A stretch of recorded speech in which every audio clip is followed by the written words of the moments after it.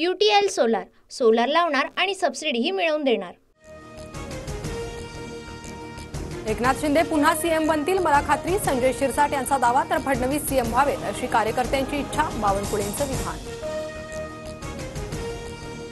महाविकास आघाडीत सीएम कोण हे 23 तारखेला सकाळी 10 ते 11 वाजेपर्यंत सांगणार। काँग्रेस नाना पटोलेंना मुख्यमंत्री करणार असेल तर तसं जाहीर करावं, संजय राऊतांचं वक्तव्य। शिंदे जातील त्या दिशेला जाणार, शिंदेंच्या निर्णयाशी आम्ही बांधील। शिंदे मुख्यमंत्रीपदासाठी पवारांसोबत गेले तर काय कराल, या प्रश्नावर शिरसाटांचं उत्तर। लाडकी बहीण योजनेचा निकालावर परिणाम होण्याची शक्यता, राज्यात महिलांच्या मतदानाच्या टक्केवारीत मोठी वाढ। मराठवाडा विदर्भासह राज्यात भाजपच्या आशा पल्लवीत।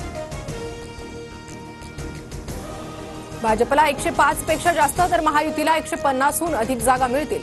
महिलांचा वाढलेला मतदानाचा टक्का आमच्या बाजूनं, बावनकुळेंची प्रतिक्रिया। महाविकास आघाडीला 160 ते 165 जागा मिळणार। 23 तारखेला संध्याकाळी सत्ता स्थापनेचा दावा करू, संजय राऊतांचा दावा। संजय राऊतांचा सॅटेलाइट सर्व्हे, आमची सत्ता नक्की येणार, संजय शिरसाट यांचं राऊतांना प्रत्युत्तर।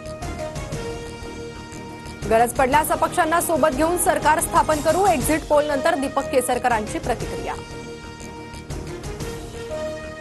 एक्झिट पोलनुसार राज्यात 100% महायुतीचं सरकार येणार, छगन भुजबळांकडून विश्वास व्यक्त। महाशक्ती 15 जागांवर विजयी होईल, आमच्याशिवाय सत्ता स्थापन होणार नाही, बच्चू कडूंचं विधान। एक्झिट पोलच्या आकडेवारीनंतर राजकीय पक्षांकडून हॉटेलवारीची शक्यता, निकालाला 2 दिवस बाकी, खबरदारी म्हणून पक्ष आपल्या उमेदवारांना हॉटेलमध्ये ठेवणार। महाविकास आघाडीला 136 ते 145 आणि महायुतीला 129 ते 139 जागा मिळणार, तर इतरांचा आकडा 13 ते 23 पर्यंत जाण्याचा अंदाज। TV9 रिपोर्ट्स पोलनुसार भाजप 81 जागांसह सर्वात मोठा पक्ष, काँग्रेस 50 जागांसह दुसऱ्या क्रमांकाचा पक्ष होण्याची शक्यता, तर शिवसेना ठाकरे गटाला 44 जागांसह तिसरा क्रमांक। एक्झिट पोलनंतर भाजप ॲक्शन मोडवर, जिंकण्याची शक्यता असलेल्या बंडखोरांशी भाजप नेते संपर्क साधणार, विजय बंडखोरांवर कारवाई भाजप मागे घेणार, सूत्रांची माहिती। पुण्यात पवार गटाच्या कार्यकर्त्यांकडून बॅनरबाजी, निकालाआधीच सचिन दोडके आणि अश्विनी कदम यांच्या अभिनंदनाचे बॅनर।